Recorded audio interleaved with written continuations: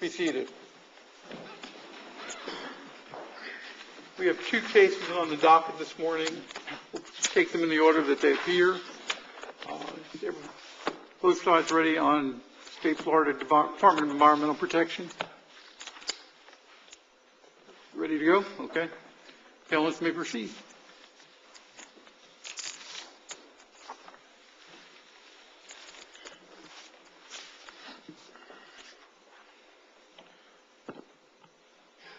May it please the Court, my name is Brian Cross. I'm representing the appellant in this case, the Florida Department of Environmental Protection.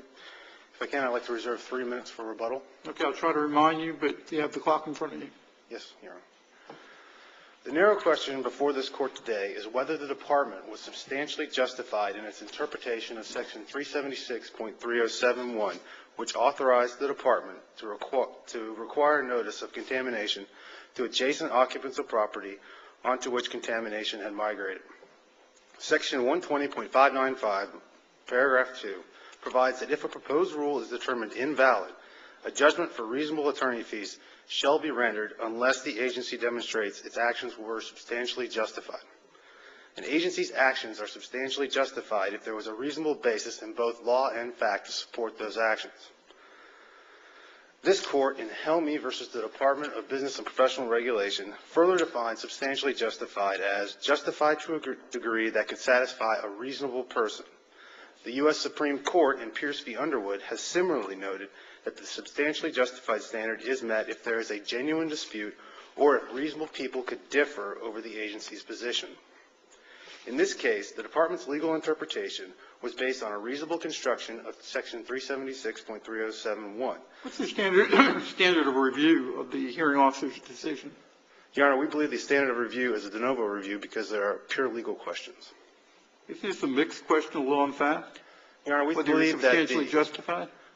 Your Honor, we believe that we don't dispute any of the facts in this case. Therefore, the only dispute is over the legal questions on what is a reasonable basis in law or in fact. Therefore, the standard is a pure question of legal, a pure legal question subject to the de novo standard of review. Okay. The bottom line here was the hearing officer found that there are other statutes that provided for greater notice. Therefore, reading those statutes in conjunction with this one, DEP should have known that they couldn't require the further notice. I mean, that's the bottom line of the hearing officer's decision. That's correct. He invalidated the proposed rules based on that. However, the standard is not whether the Department was correct.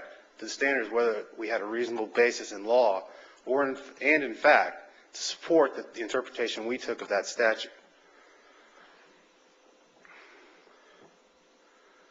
As this Court has stated repeatedly, in construing a statute, the plain meaning of the statute is the Court's first consideration. Here, the Department and the ALJ both determined that the noticing provision, Section 376.3071, was not clear and unambiguous. The ALJ stating that both the terms owner and include were ambiguous.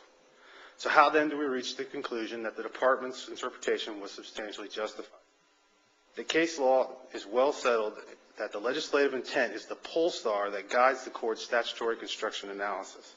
In addition, legislative intent is determined primarily from the language of the statute that you are interpreting.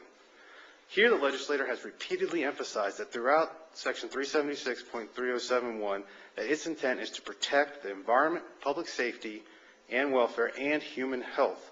In fact, Section 376.3071(5) refers to the legislative intent to protect human health, safety, and welfare at least 4 separate times, and specifically conditions allowing the migration of contamination onto adjacent properties, triggering this notice requirement only when human health, public safety, and the environment are adequately protected. In addition, 376.3071(5)(b)(2) provides... Does that give you leave to do anything to protect people from this pollution? No, Your Honor, but you have to look at...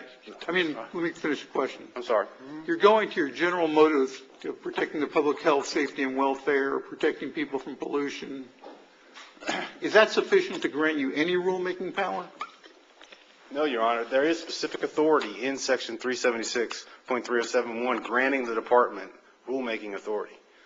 And then it's the legislative intent, it's the law implemented, the notice provision that will be implementing through that grant of specific authority. In addition, Section 376.3071, paren 5B2 provides that the temporary migration of contamination beyond the property boundary shall include notice to local governments and owners of any property into which the point of compliance is allowed to extend. Using the rules of statutory construction, finding that the term include, as the ALJ did, was ambiguous, the Department looks to Black's Law Dictionary, which defines include as to contain as part of something. Was the hearing officer correct to look at the other statutes and compare the notice provision in those statutes? That is one type of one of the rules of statutory construction. However, there are also other rules. And remember, it's not whether the department is right or wrong. It's just whether the department's determination or interpretation was reasonable. So based on the fact that the term include was ambiguous and the legislative intent, the department determined that it had the proper authority to allow notice to business tenants and residents as part of that notice provision in Section 376.3071. In fact, the ALJ initially observed that if the only issue here was whether the department had a reasonable basis in law and fact when it interpreted solely Section 376.3071 without regard to the subsequent amendments to sister statutes, this fee case would be decided in the department's favor for the main reason that this section is not clear and unambiguous. Counsel, would you agree that Section 376.3071 does not expressly and specifically provide for constructive notice to residents and business tenants of any real property? Could you repeat that for me? Sorry. Would you agree that Section 376.3071 does not expressly and specifically provide for constructive notice to residents and business tenants of any real property? I would agree that it doesn't expressly provide. However, when the statute, which the ALJ determined to be ambiguous, based on the term include, therefore, that the plain meaning no longer applies, and therefore you have to look to the legislative intent and also to the dictionary definitions of the words include, because it was an ambiguous term. And the ambiguous term means that just because everything that came after the term include doesn't include business tenants and residents, doesn't mean that that was the entire universe that the legislator had envisioned to provide notice to, especially given the legislative intent to protect the human health. And as the department, based on its experience, has found, oftentimes business tenants and residents are the ones that are actually affected by this contamination that's migrated off-site, because they're the ones that actually are occupying the property, and the property owners may be living in another country or another state or another county. And so it does no good to identify them, because the people that are actually drinking the contaminated water are the business tenants and residents. And therefore, to protect human health, the department felt that it was necessary to notice those people, and felt that it also had the authority, based on this statutory language, to notice those people. Now, Counsel, according to the brief for the appellee, they note that the rule initially provides for this. You drafted a rule that had an early notice provision that apparently appellee did not disagree with. The problem came in when you added tenants and those other parties for this additional notice that your opponent contends will foster third-party suits, I presume without perhaps justification in their view. How is it that you determined, that the department determined that the owners, by receiving notice, are not liable to provide the notice to their renters, their lessees, etc.? Why did the department take on that burden? Well, because the legislator said that notice shall be provided to the business tenants and residents, and the department felt that it was the legislature said, excuse me for interrupting, but the legislature said you provide notice to the owners and I believe local governments. That's correct. I'm sorry. So you fulfilled your duty, and in fact the scheme was, to use that word artfully, the scheme was you provide the notice early while the party that is suffering the plume provides the notice to the department immediately, within 10 business days, as I recall, of the time they find out that there's a plume. The department is in, and the landowner suffering the plume is required to provide copies of all the owners in the area and maps, fairly detailed information. You are then given all the information you need to notify those owners. Whether those owners are overseas or, generally out of pocket, they are then liable to notify their lessees and their tenants, et cetera. But the department expanded that universe by this rule, which you don't contest was wrong, but I agree, you don't look at it retroactively to determine an attorney's fee issue.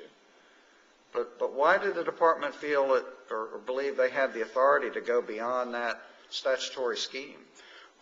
Your Honor, I think the department looked to the three sister statutes that were enacted after the petroleum statute, which is 376.3071 was The enacted. legislature didn't change the statutory scheme in the statute at issue. They did in the other three. Right. Well, the alternate explanation, another reasonable explanation, is that the legislature didn't feel that they had to because they had already provided that authority to the department using the term include, and therefore the department trying to make all of its notification of petroleum, whether it be dry cleaning facilities, whether it be some other form of contamination, uniform across the board, looking at, I'm sorry. You were going to fix the statute that the legislature neglected to fix? Well, you're assuming that they neglected to fix it. But with all due respect, you just said, well, we looked at the sister statutes and determined that, well, look, here they provided a greater universe of notice requirements. Right. It looks very similar to the statute we have here, all part of this underground cleanup regime. Well, gosh, they must have meant that this universe needs to be expanded here, but the legislature didn't do that. Well, I think the department's view was that it was a maturation of thinking based on the fact that they were more informed at that point and the later statutes on who needed the necessary notice. The department felt in order to protect the public health and the environment that it was important to notice the business tenants and the residents because they were the ones actually being infected by the contaminated groundwater or drinking water. Okay, you're down to about a little over 3 minutes. Does that include my rebuttal time or not? That includes your rebuttal time. All right. Well, since I do want to save a little bit of time for rebuttal, the department believes that its interpretation of its statutory authority and the reliance on the lessons that it had learned from the Talavast experience were justified to a degree that could satisfy. Counsel, would you agree that Section 120.52, A, close Florida statutes, grants the agency, in this case, its rulemaking authority? Which statute? Again, would you agree that Section 120.52, 8, close Florida statutes, grants the agency, in this case, its rulemaking authority? I think that Section 376.3071 granted the department its rulemaking authority in this case when it said that the department shall adopt criteria by rule, and that was the specific authority that the legislator gave for the department to adopt the provisions that it did in the proposed rules. So you do not agree that Section 120.52, A, close in this case, grant the agency its rulemaking authority? To be honest, I'm not that familiar with that provision, but my opinion is that Section 376, Chapter 376 was the specific authority granting the department the rulemaking authority. And due to my time, I'm going to sit down. Okay, thank you. Thank you. May proceed.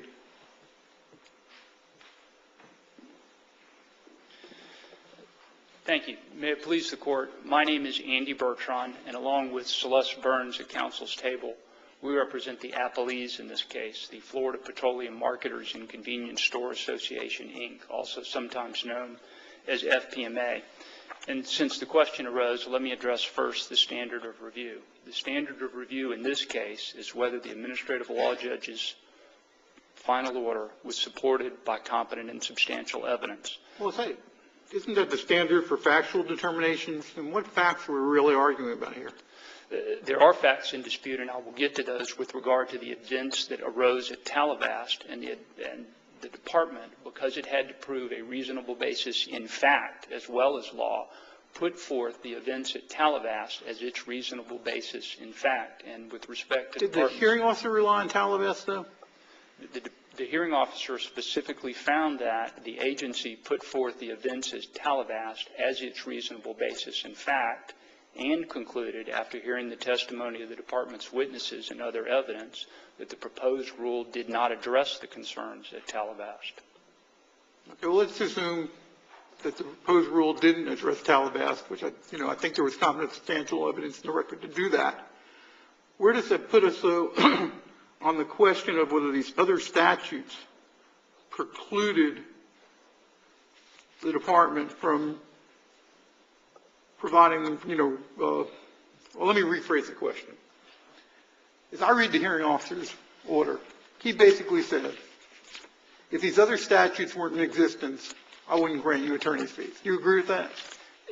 I think that he said something to that effect, but clearly, in the conclusions of fact, he said, you have to have a reasonable basis in fact, department. The reasonable basis in fact which the department asserted and what the evidence clearly shows got them going down this track was what happened at Talavast. But, I mean, he was pretty clear here. He said, if these three statutes didn't exist, I would have found the department had a reasonable basis for adopting that notice provision. I mean, couldn't have been much clearer about that. So why isn't that a legal conclusion that we should be reviewing at this point? The First District Court of Appeal in 2000 issued 3 opinions with regard to the statute of review. All 3 were Chapter 120 cases. 2 of those cases, and they're all cited in our brief, so I won't bore you with the details, but 2 of those cases were all 3 were appeals of final orders by administrative law judges. 2 were appeals under this very statute, 120.595. And in both instances, the court applied a competent substantial evidence review. The ultimate conclusions necessarily depend upon findings of fact, both because that's what the fee statute says, they must also have a reasonable basis in fact, and because they got down this road. They didn't, from the outset, look at the statute and say, well, we're going to add notice to residents and business tenants. They got going down the road of rulemaking. Talavast occurred, and the department said, wait a minute, we've got a situation here at Talavast. We're going to readdress what happens for notice across the board, not just at situations like Talavast, but at petroleum sites. There was a basis, in fact, for the department going down this road, and that's why the ALJ's final conclusions depend upon those findings of fact. So, counsel, is it your argument then, if we find that there's competent substantial evidence to support that factual determination that the justification based on Talavast was not reasonable, you prevail? We don't reach the question of law. That's the end of the case. The Casa Fibe retirement home case, which we cited in our brief, holds that the department has to demonstrate both a reasonable basis in fact and a reasonable basis in law. Well, if they don't do both, then that's the end of the case. Well, I understand your standard of review, and for that portion being competent substantial evidence. Let's put that one aside, though. I'm talking about this question of, I look at one statute, I look at the other statute, and because of the way the statutes are differently worded, they didn't have a reasonable basis in law. So aren't we talking about a split standard of review, competent substantial evidence for the reasonable basis in fact, and a de novo standard for the question of law, reasonable basis in law? Your Honor, I think that's contrary to what the department says today. What they essentially argued in their initial brief when they cited the Florida Bankers case, and I will admit that it's not the clearest of standards in this regard, but my clearest guide are the 3 cases that the First District Court of Appeal issued in 2000, all dealing with reviews of the final orders under 120 and 2 under this specific statute. But if the question of law is, let's assume that's at issue, and the question of fact is not dispositive for now. The question of law is, as Judge Wolf has noted, the administrative law judge said, gosh, if it weren't for these later enacted statutes, which the department rightfully points out, are sister statutes, not the same provision, not the same statutory scheme. The administrative law judge says, yeah, this is ambiguous. Owner, gosh, what does that mean? I'm not sure I agree that that's an ambiguous term, but that's what the administrative law judge found. And include, which I think is the more interesting question there. Do you concede that if that's an ambiguous statute, that the department, which is entitled to deference regarding its interpretations of the statutes that it enforces, cannot take an unreasonable position when it interprets an ambiguous statute and just happens to be incorrect? I understand the premise, and of course I don't think it's ambiguous, but even assuming that it were, that doesn't relieve the department of its obligation to interpret the statute. And in fact, what they did was not to properly interpret the statute, but to say, we've got this general purpose to protect the public health, safety, and welfare. And God bless the department for doing that, but that doesn't give them authority to adopt the rules that they think are appropriate in each situation. Under that standard, anytime they went astray, they'd have a reasonable basis in fact or law. I think further to go... Is there a statute which prohibits the agency from relying on the general legislative intent or policy in terms of drafting rules?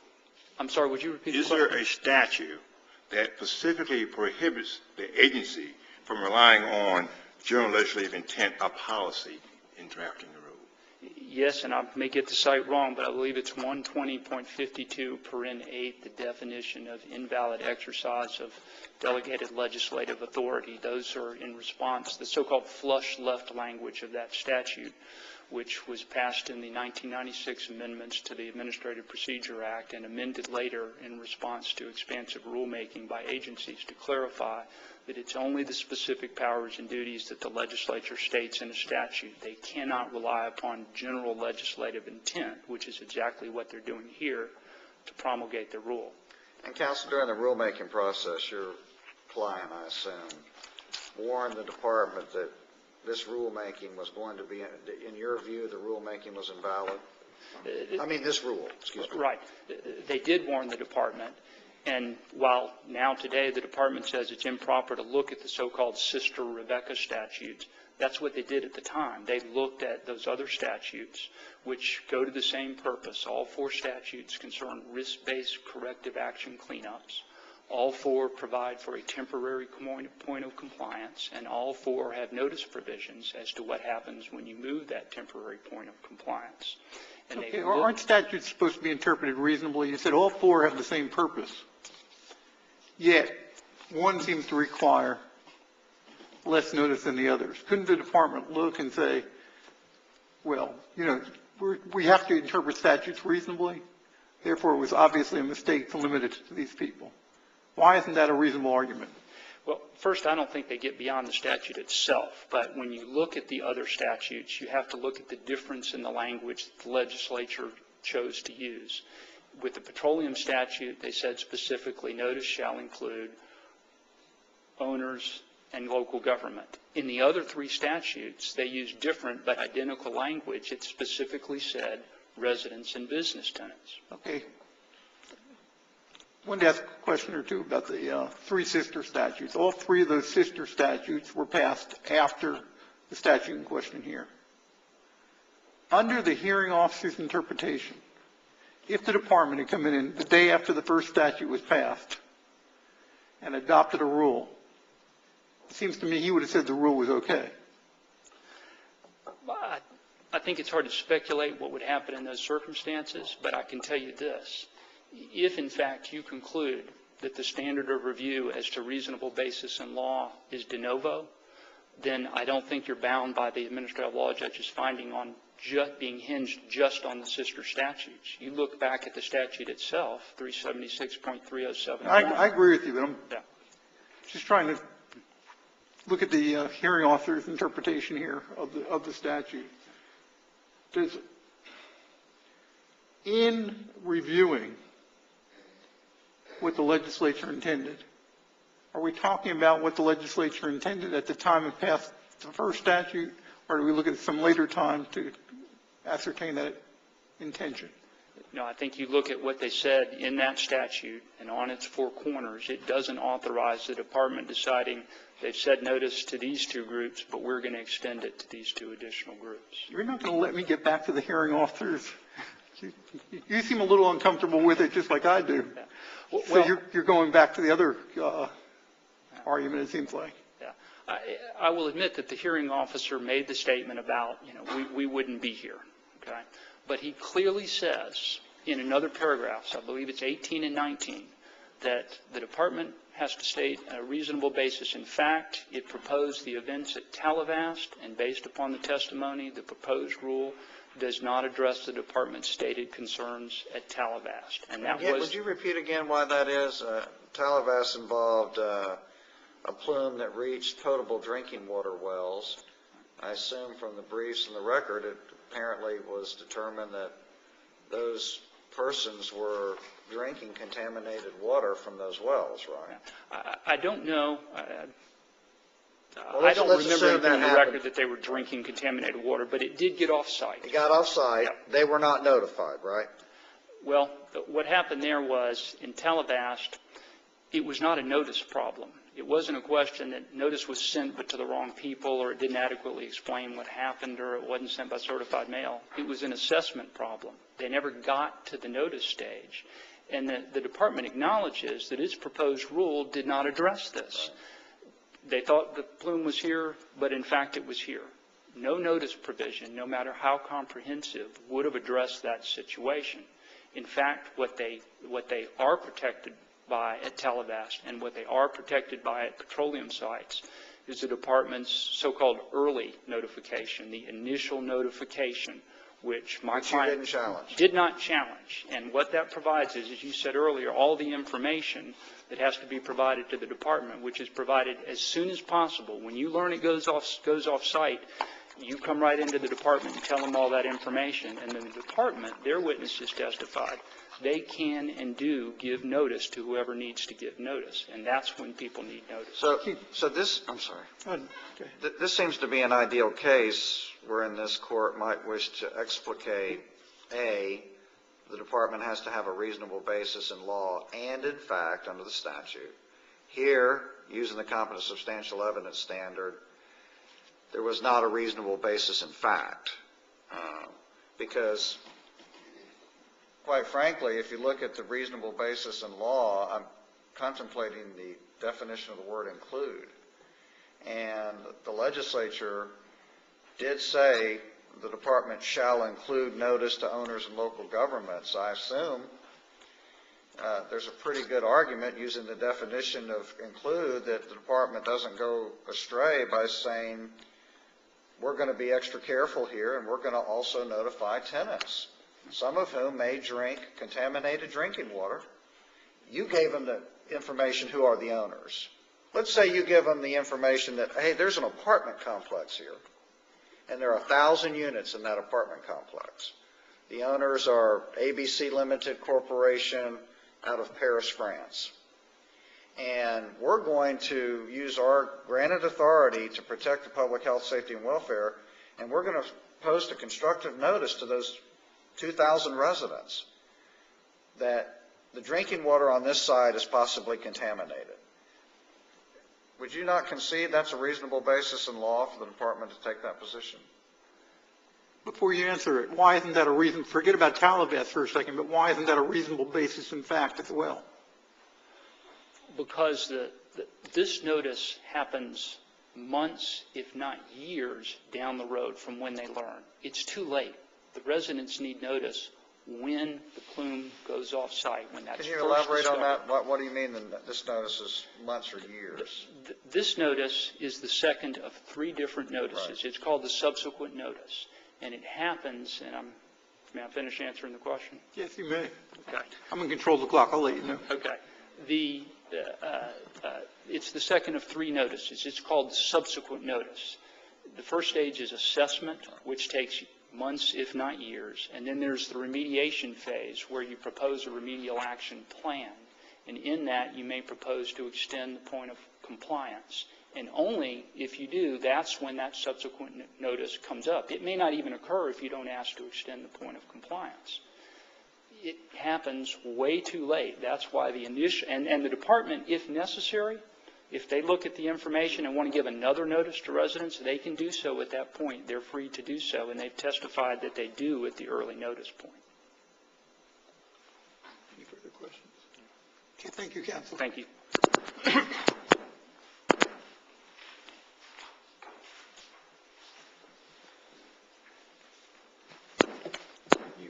minute 45. Thank you, Your Honor. I wanted to go back a little bit and address this reasonable basis in fact issue. Now, the important lesson from Talavas was not at what stage the notice should be required in the event contamination migrates off-site, but to whom the notice should be given. My counsel here was talking to Judge Thomas about the timing of the notice. And it is true that there is a notice at the time of assessment, and this one is talking about at the time of remediation. Now, the importance of notifying the business tenants, and I think it was the occupants too, is that those people can change. Tenants often lease from a given facility, and then they're gone within 1 or 2 years. I mean, the department has experience in these petroleum, especially with petroleum gas stations, on owner turnover, where not the property owner is running the property, but it's actually a facility owner or something, and these people often have rapid turnover, and the site gets turned over and turned over. So the person, the impetus behind the additional notice requirement was that the people that are affected by this contamination that's migrated off-site need to be the ones that are notified, and that oftentimes... So your argument is even if your reasoning of using Talavas was wrong, you still had a reasonable basis in fact, because tenants may be drinking this water. That's correct. I mean, it's not the point. The lessons from Talavas isn't what stage. It's the lessons that the department learned from Talavas was who needed to be notified. And since those people turn over, the department decided that it needed to have a subsequent notice as well. I'm going to ask you one other question. Before you sit down. As far as the reasonable basis in fact, what do you feel is the standard of review of that? Is that competent substantial evidence, or is that? The department. I'm sorry. Well, I'm asking about what the standard of review is on reasonable basis in fact. The department believes that it's a de novo standard of review because we're not disputing any of the facts. It's the legal conclusions that were drawn from those facts, and that's a legal question. Whether there was a reasonable basis in fact is a legal question and therefore subject to the de novo standard. Okay. Thank you very much. Thank you. Next case is Association of Florida